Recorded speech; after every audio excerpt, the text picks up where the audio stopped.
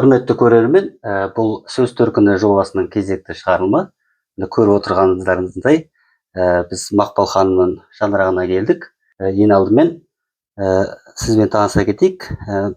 Мен білуімше, сіз бастауыш сыныпта мұғалімсіз, иә? Мартбек Мамыраев атындағы мектеп-интернаттың бастауыш сынып мұғалімімін. Сол жерде интернат балаларына әрі асыл мұра үйірмесін жүргіземін. Жалпы интернат балалары қазір әлеуметтенбей шығады. Сондықтан мектеп әкімшілігімен келісе отырып, интернат балаларына осы тігін өнерінің қыр-сырын үйретуді осыдан 4 жыл бұрын бағдарлама қылып жасап, қазіргі таңда жаңағы балаларға үйретіп жатқан жайымыз бар. Тіптен ер балалардың да қызығушылығы өте жоғары осы кәсіпке деген. Абай атамыз айтады ғой, еңбегін сатпаған адам арын сатуға мәжбүр болады деп. Сондықтан өскелең ұрпақтың жалпы кәсіпке бейім болып өскенін қалаймыз.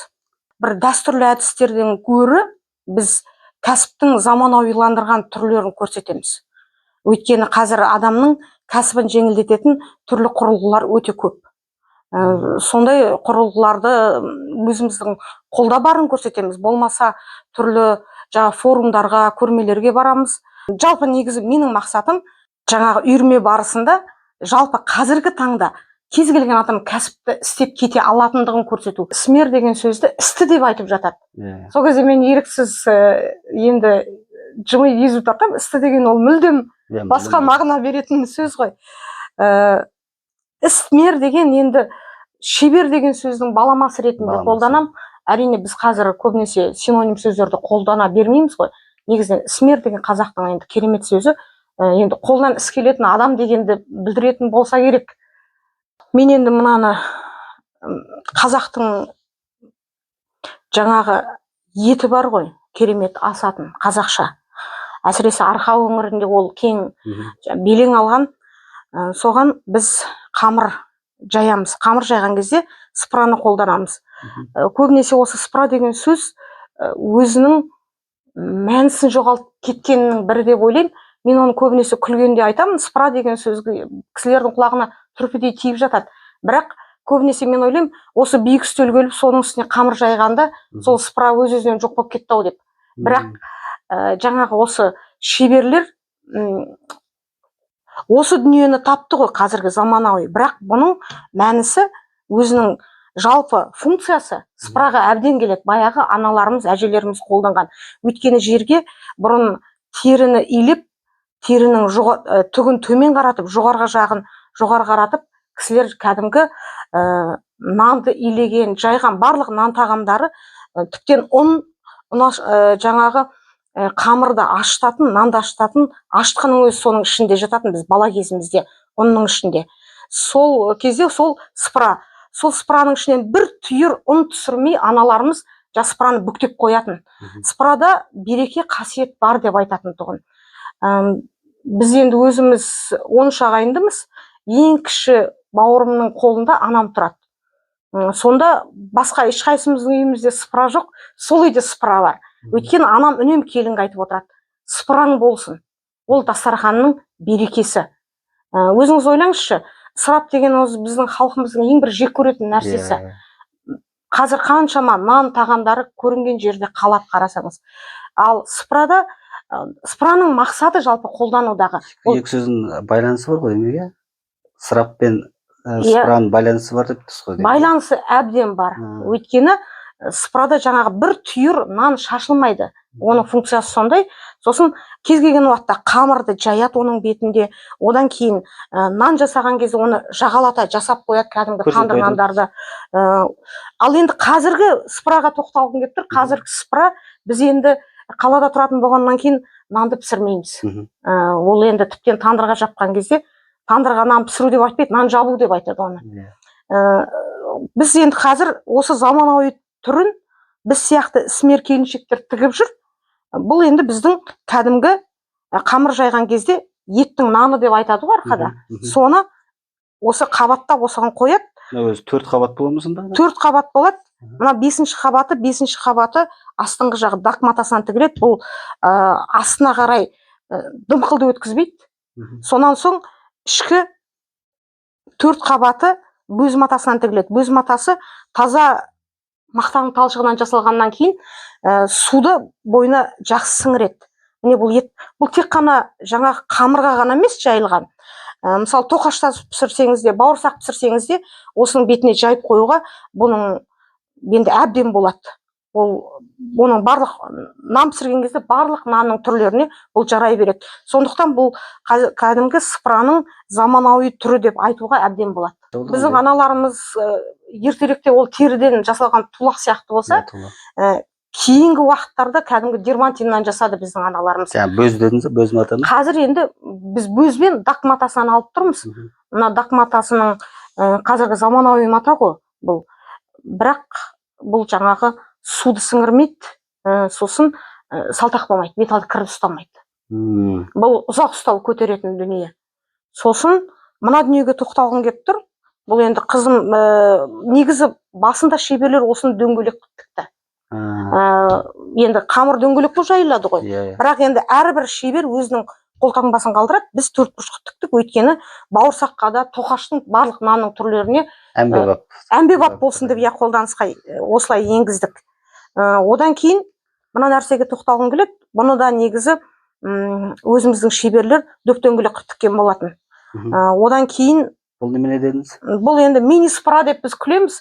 Оның әлі, мен осы ең бірінші келін болып түскен кезде енемнің маған үйреткені жаңағы арқаның ақ шелпегі. Өзім сол кісі қалай үйретті, бауырсақты да, шелпекті де туры солай жасаймын.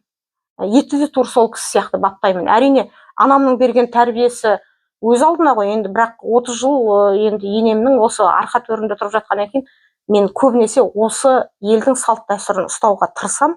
Бұл 8 қабат 9 шелпек пісіруге арналған. 3,5 мың теңге. 3,5 мың теңге. Кісілер көбінесе сыйлық беруге алады оразаның кезінде. Бұл 6 мың теңге, 5,500-ден береміз кейде. 9,500-ге наборы, фартугы бар, онда өзім бір авторский дизайн. Мынаның енді бұның қандай көбінесе келіншектер алады да шелпекті жайып жатып сала береді. Ол кезде ол жиырылып қалады, сосын майдың бәрін сорып алады. Мынаның ішіне шетінен бірінші 9 шелпекті жайып, одан кейін ол арада қарасаңыз біраз қамырдың иығанады ғой. Сосын иығанған кезде жаңа шелпекті алып шетінен жайылса, шелпек жайылып әдемі түседі. Қамыр иле дейді кішкентай кезімізде әжеміз.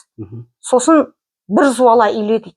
Біздің миымызда уже ол түсінік, бір зуала деген сөз бір дөңгелек. Мен енді дөңгелек деген сөзді формасына қарап кейінгі кісілер айта салатын шығар. Негізі әлі сол зуала деген сөздің мен ойлаймын сол енгізсе ол бөтен сөз емес. 2 зуала қамыр иле дейді, 4 зуала қамыр иле дейді. Енді оны біз жаңағы 2 зуала деген 2 айналым ғой, иә? 2 зуала қамыр. Ол уже біздің анау кез келген келіншектің миында түсінік 2 зуала қамыр иле дей ма, бұл қол мөлшерімен сол 2 зуала қамырды илеп тастайды. Бізде де біледі ғой, 2 дөңгелек қамыр иле десе, 2 дөңгелек қамырды жасайды ғой. Бірақ негізі ол дөңгелек деген ол геометриялық фигура ғой. Былайша алып қарасаңыз, түптер зуала деген ол қамырға қатысты айтылады. Мен қазір кәдімгі қазақтың классикалық құрағы жұлдыз құраққа тоқталғым келіп тұр.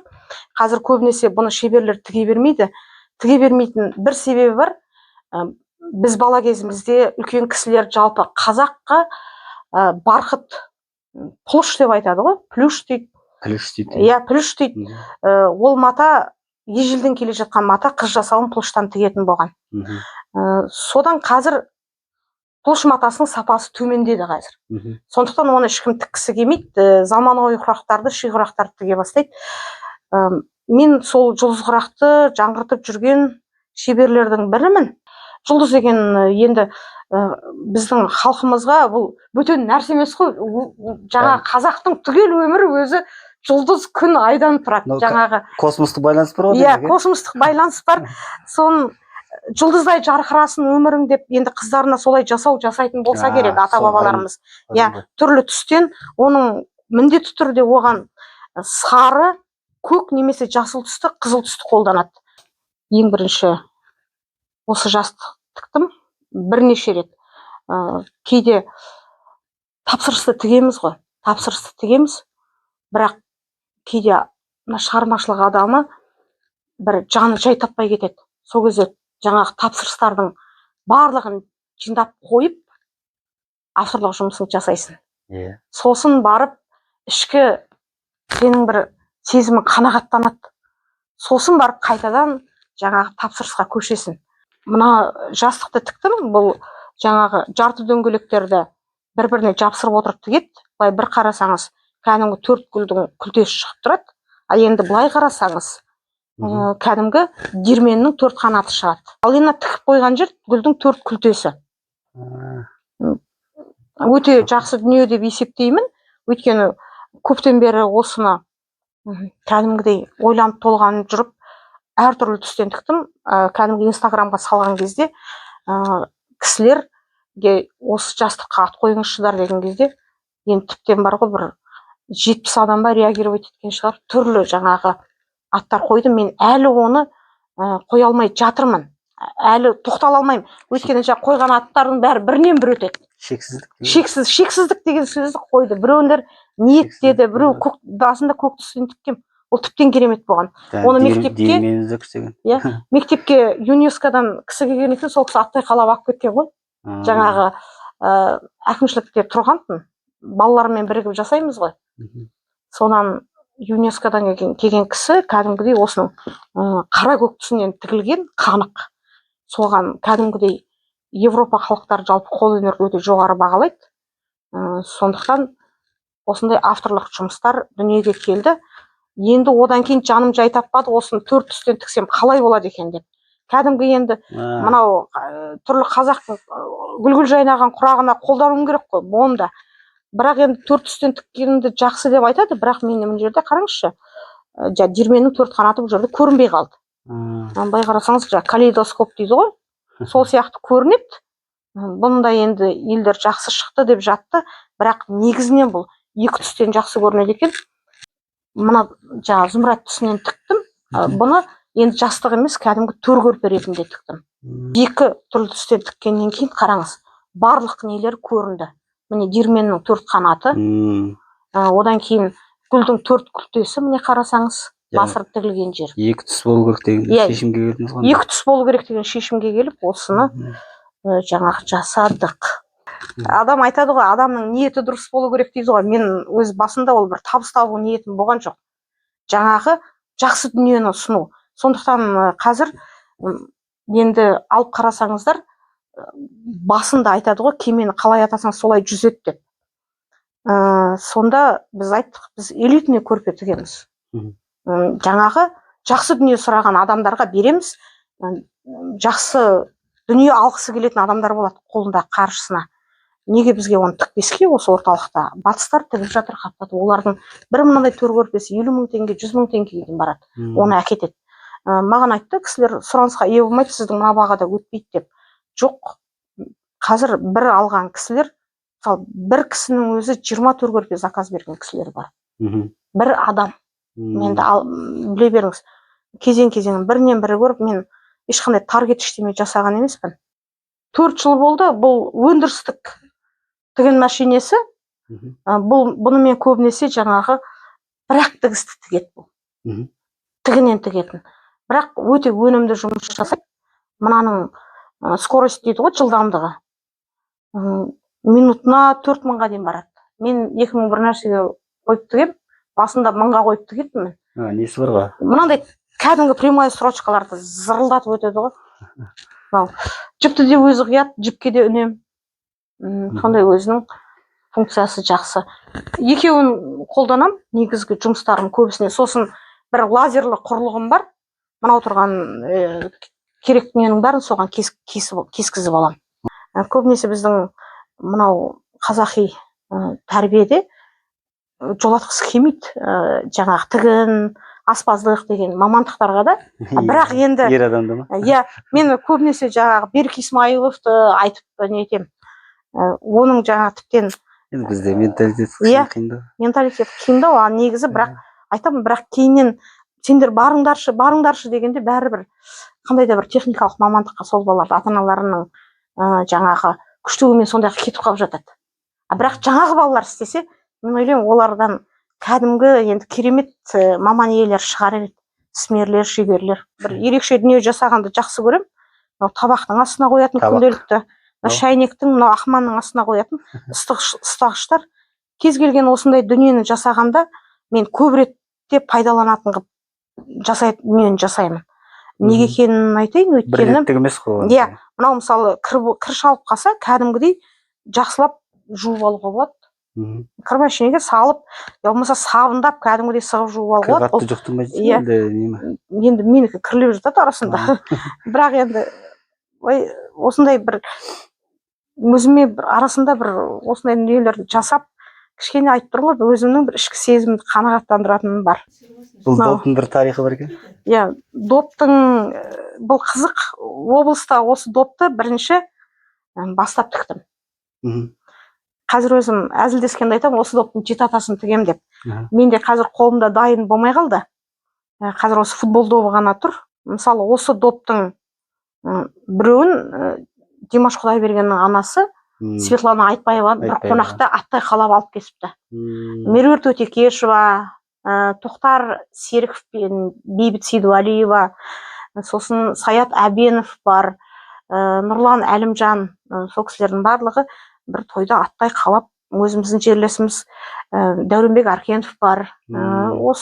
Сол кісілердің үйінде жатыр, Дәулет Мұқаевтың үйінде жатыр біреу. Тамаша. Тамаша. Осы допты тіккеннен кейін мен көбінесе сыйлық жасадым. 100-дей допты таратқан шығармын. Соның ішінде жаңағы 100 допты сыйлыққа бердім. Көшіп бара жатқанда көршілеріме беріп кеттім. Жаңағы бір үй сәбилі болса сондайға беремін. Енді көп кісіге сыйлық жасадым. Соның ішінде 2 кісі сыйлығыма риза болып, соны кәдімгідей қонаққа барған кезде бір ерекше дүние ретінде апарып жүрді. Бір қонаққа барған кезде сол жерде қонақта Светлана Айтбаева болған, одан кейін Меруерт Өтекешева болған. Сосын бір балалар үйінің директоры болыпты. Сосын сол жерде жаңағы аттай қалап сол кісілер алған. Қазір мен сіздерге мына өндірістік тігін машинесіне қалай жұмыс істеуді көрсеткім келіп тұр. Бұл тігін машинесінің ерекшелігі, бұның жылдамдығы өте жоғары. Сосын жаңағы өнімді жұмысты бір 4-5 есе жеңілдетеді. Механикалық машинкаға қарағанда. Қазір тіпті мына машинканың бір ерекшелігі, бұл жіпті өзі қият, тіптен алғы артқы тігістерді өзі бекітіп те отырады. Қарасаңыздар, өте өнімді жұмыс жасайды.